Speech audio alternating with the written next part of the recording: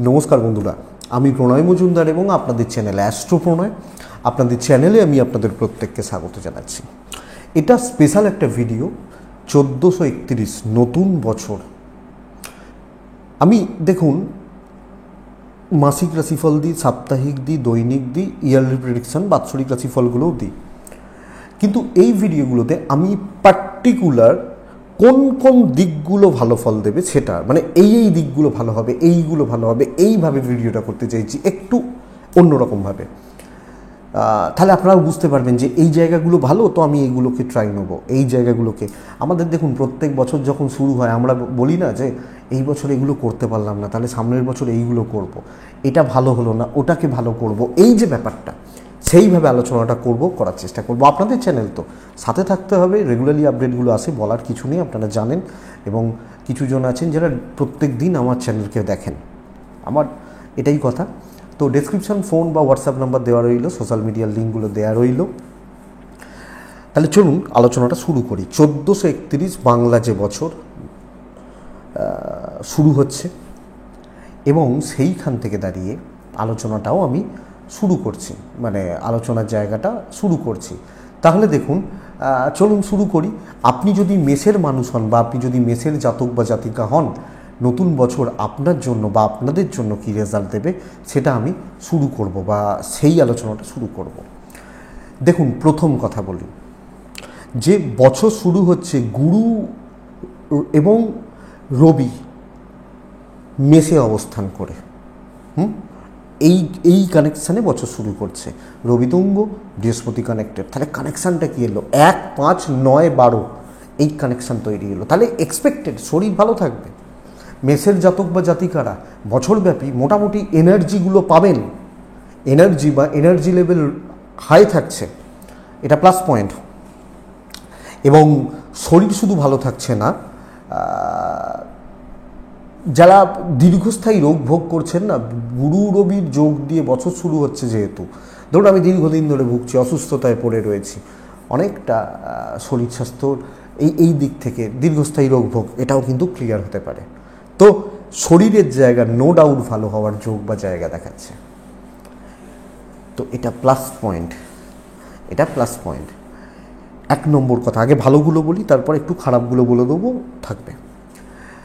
2 নম্বর কথা হচ্ছে, 2 নম্বর জায়গা হচ্ছে যে দেখুন, মেধার পরিচয় দিতে পারবেন কিছু ক্ষেত্রে, কিছু মানুষের সেবা এবং আধ্যাত্মিকতার সাথে যুক্ত হওয়ার যে ব্যাপার স্যাপার, এটা পারবেন। তাহলে মেধা, ব্রেন ওয়ার্ক, বিচক্ষণতা, বুদ্ধিমত্তার ইউজ করা, এই দিকটি ভালো হচ্ছে। আধ্যাত্মিকতা, দেবদ্বিজে ভক্তি, দীক্ষা নেওয়া, এই জায়গাগুলো ক্রিয়েট হচ্ছে। তাহলে এটা কিন্তু প্লাস পয়েন্ট, 2 নম্বর জায়গা।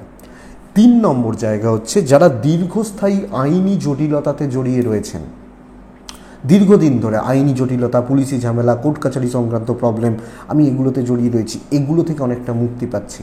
যে অনেক দিন ধরে একটা কেস চলছিল, একটা প্রপার্টি নিয়ে প্রবলেম চলছিল, এই যে ব্যাপারগুলো চলছিল, এটা কিন্তু মুক্তি দিচ্ছে যারা চেষ্টা করছেন। এটা যদিও একটা সেপারেট পার্ট, কারণ এই ব্যাপারটা সবাইকার যে চলেই বা সবাইকার যে চলবে তা তো নয়, কিন্তু যাদের চলছে তারা এই দিক থেকে বা এই জায়গা থেকে বেটার রেজাল্ট পাচ্ছে। 4 নম্বর প্লাস পয়েন্ট, 4 নম্বর পজিটিভ পয়েন্ট হচ্ছে দৈব সাথ দিচ্ছে। দৈব মানে ডেস্টিনি বা কপাল। কপাল কিন্তু আমাদেরকে ওপরে তোলে, আমাদেরকে ঠেলে তোলে, বা আমাদের এগিয়ে যাওয়া বা প্রগ্রেসের রাস্তাগুলোকে খোলে। তো কপাল সাথ দিচ্ছে, এটা কিন্তু যথেষ্ট শুভ দিক বা শুভ পাঠ। তাহলে কপাল বা ভাগ্যের ভরসায় এগোনোর জায়গা কিন্তু যথেষ্ট ভালো। কিন্তু এগুলোকে বিট করবে এবছরের 2টো জায়গা। 1 হচ্ছে চাকরি, এবং 2 হচ্ছে একাদশ ভাবস্থ শনিদেব। বৃহস্পতি ট্রানজিট করবে, বৃহস্পতি মেষ থেকে ছেড়ে বৃষতে যাবে এই বছরে, এবং বৃহস্পতি বৃষতে বসে থাকবে। দেখুন সারা বছর তো ভালো চলে না, কিন্তু এইগুলোকে একাদশ ভাবস্থ Shanidev slow but steady success দেয়। একাদশ মানে হচ্ছে সফলতা। তো আমার যেগুলো ইচ্ছা বা আমার যেগুলো প্রয়াস বা আমার প্রচেষ্টা, যেগুলোর জন্য আমি ঝাঁপাচ্ছি, যেগুলোর জন্য আমি চেষ্টা করছি, সেই সফলতার জায়গাগুলো তৈরি করে দেবে এবছর। স্ট্রেস থেকে, মানসিক অবসাদ থেকে বেরিয়ে আসার রাস্তা খুঁজে পাবেন, অবশ্যই পাবেন। এবং সবচেয়ে বড় প্লাস পয়েন্ট দুটো, যে 1 নম্বর নতুন চাকরি পাওয়া। ফ্রেশার্স ছেলে বা মেয়ে যারা রয়েছেন, চাকরির যারা চেষ্টা করছেন, চাকরির জন্য যারা হন্যে হয়ে ঘুরছেন বা খুঁজছেন, এরা অবশ্যই বেটার রেজাল্ট পাবেন। ফ্রেশার্স ছেলে বা মেয়েরা চাকরির ক্ষেত্র, চাকরির জায়গা এবং চাকরির যোগ তৈরি করে দিচ্ছে মেষ রাশির জাতক বা জাতিকাদের। এবং 2 নম্বর কথা হচ্ছে যে চাকরি ক্ষেত্রে পদোন্নতি, সম্মান প্রাপ্তি, শত্রু দমন। এবং ধরুন আমি একজন স্কুল টিচার, আমি স্টুডেন্টদেরকে পড়াচ্ছি, আমি আরও ভালোভাবে তাদের সাথে মিশে যেতে পারবো, আমি আরও পজিটিভলি তাদের জন্য কাজ করতে পারবো, আরও পজিটিভলি তাদের জন্য ভাবতে পারবো। এবং কর্মক্ষেত্রে সিওর শর্ট সাকসেস রয়েছে। টেনশান তো থাকেই, প্রত্যেকের টেনশান বা চাপ থাকে। জব চেঞ্জেসের যদি জায়গা বা ট্রাই নেওয়া যায়, পাবেন। এবং সবচেয়ে বড় কথা, দেখুন ঈশ্বর তো আমাদেরকে সাপোর্ট আসেন না যে ভাই এসে হাত ধরে পার করে দিচ্ছে, এরকম নয়। তাদের কিছু দূত বা প্রতিনিধি থাকে, কিছু ভালো মানুষ থাকেন যারা ঈশ্বরের প্রতিনিধি হিসাবে আমাদের জীবনে আসেন। এই রকম কোনো ভালো মানুষের সাপোর্ট বা সান্নিধ্য, আমি বলছি না আধ্যাত্মিকতার জায়গা আসবে, তো এই রকম কোনো ভালো মানুষ, তাদের সাপোর্ট বা সান্নিধ্য আপনি পেতে পারবেন আপনি যখন মেষের মানুষ। তো বন্ধুরা, এই কটা দিক, এই 6-7টা দিক কিন্তু অত্যন্ত ভালো, এই জায়গাগুলোকে কাজে লাগানো যাবে, কাজে লাগানো যাবে। এবং লাস্ট কথা বলে রাখি, যারা প্রেমটাকে বিয়েতে কনভার্ট করতে চাইছেন এই বছরে এবং বিয়ের কথাবার্তা এগোতে চাইছেন, বিয়ের দেখাশোনা মিটিয়ে এবছর বিয়ে করব, তারা বেটার রেজাল্ট পাবেন। নিশ্চিত থাকুন যে তাদের বিয়ের তৈরি হওয়ার সম্ভাবনা কিন্তু প্রবলভাবে থেকে যাচ্ছে, প্রবলভাবে। তো এটাকে দেখুন, আপনি যখন মেষের মানুষ, তাহলে এতগুলো দিক কিন্তু ভালো হচ্ছে। কিন্তু খারাপও কিছু রয়েছে, শুধু ভালো শুনলে হবে না, খারাপটাকেও শুনতে হবে, জানতে হবে।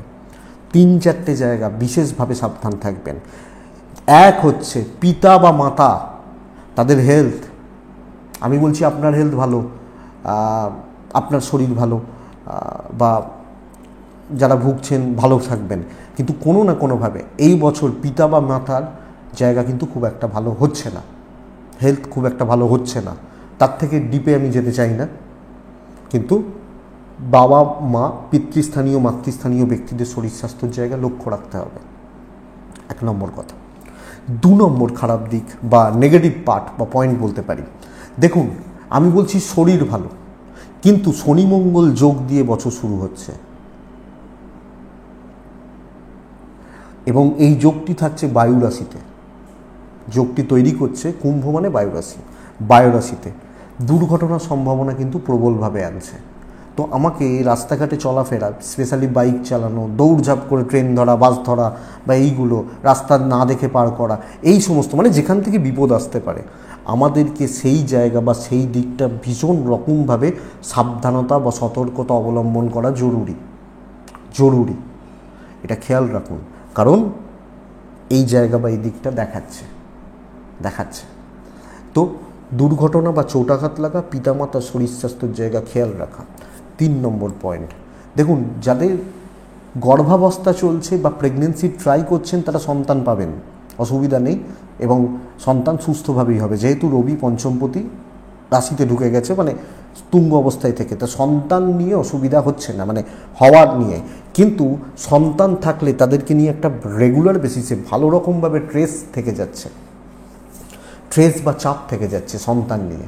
তো কোনো না কোনোভাবে সন্তান অবাধ্য থাকা, সন্তান কথা না শোনা, সন্তান অবাধ্য হয়ে পড়া, বাজে সঙ্গে মেশা, এই জায়গাটি কিন্তু থাকছে। এটাকে একটু খেয়াল রেখে চলবেন বা এটাকে একটু লক্ষ্য রেখে চলবেন। দেখুন আরও বেশি তাকে সময় দিতে হবে, বাচ্চাগুলোকে বা ছোটো ছোটো ছেলে মেয়েগুলোকে, তাদেরকে আরও বেশি করে সময় দিতে হবে বা টাইম দিতে হবে। এটা কিন্তু ফলো করতে হবে বা এটা কিন্তু লক্ষ্য রাখতে হবে। এবং লাস্ট পার্ট বা লাস্ট দিক যদি বলি, সেটা হচ্ছে যে দেখুন দ্বাদশভাবে শুক্র, রাহু, বুধ, বক্রী বুধ দিয়ে বছর শুরু করছে দ্বাদশভাবে। দ্বাদশ ভাব হচ্ছে স্বামী স্ত্রীর সম্পর্কের একটা গুরুত্বপূর্ণ পাঠ, এবং সপ্তমপতি রাহু যুক্ত হয়ে বছর শুরু করছে, সপ্তমপতি, এবং সেখানে ষষ্ঠপতি কানেক্টেড, বক্রী ষষ্ঠপতি। স্বামী স্ত্রীর মধ্যে ভুল বোঝাবুঝি, সম্পর্কগুলো ঠিকঠাক না চলা, ঠিক মতো সম্পর্কগুলোকে মেনটেন করতে না পারা, রেগুলার বেসিসে অ্যাডজাস্টমেন্ট প্রবলেম লেগে থাকছে। আজকে আমি অন্য আমার সেকেন্ড চ্যানেলে আরেকটি রাশিফল দিয়েছি, মেষ রাশি এপ্রিল কেমন যাবে, সেখানে বলেছি দাম্পত্য জীবনের জায়গাটা নিয়ে ভালো ব্যাপার। কিন্তু এক্ষেত্রে আমি বলছি এই বছরে মেষ রাশি দাম্পত্য জীবন খেয়াল রেখে চলুন। বিয়ের কথাবার্তা, বিয়ের যোগাযোগের জন্য সময় ভালো হলেও দাম্পত্য জীবনের সুস্থতা, স্বাভাবিকত্ব বা সুন্দরভাবে মেনটেন করা, এই জায়গা কিন্তু ভোগাবে। তাহলে কি একটা ডিসস্যাটিসফ্যাকশানের ব্যাপার তৈরি করে দিচ্ছে আপনি যখন মেষের মানুষ বা মেষের জাতক বা জাতিকা। তো ভালো দিকগুলো প্রথমে আমি আলোচনা করলাম, খারাপ 4টে পয়েন্ট আপনাদেরকে বললাম। আপনারা একটু দেখে, একটু বুঝে বা একটু সতর্কভাবে এই দিকগুলোকে হ্যান্ডেল করুন। এবং বুঝতে পারছেন যখন দাম্পত্য জীবন একটু ভোগাবে, তো সেটাকে আরও বেশি সময় দেওয়া, আরও স্বাভাবিকত্ব বজায় রাখা, এগুলোকে ট্রাই করতে হবে, তাহলেই হবে। এগুলো জাস্ট চলার পথের গাইড বা বন্ধু। প্রত্যেকটা মানুষ আলাদা, তাদের রাশিফল আলাদা, রাশিচক্র আলাদা, তো ফলের তারতম্য হবে, কিন্তু এগুলো চলতে আপনাকে অবশ্যই সাপোর্ট করবে। এই জন্যই তো ভিডিও বানানো। এটুকুই থাক, ভালো থাকুন, সুস্থ থাকুন। ডেসক্রিপশানে ফোন নাম্বার দেওয়া রইল, হোয়াটসঅ্যাপ নাম্বার রইল, চাইলে যোগাযোগ রাখতে পারেন। আপনাদের প্রত্যেকের মঙ্গল হোক। নমস্কার।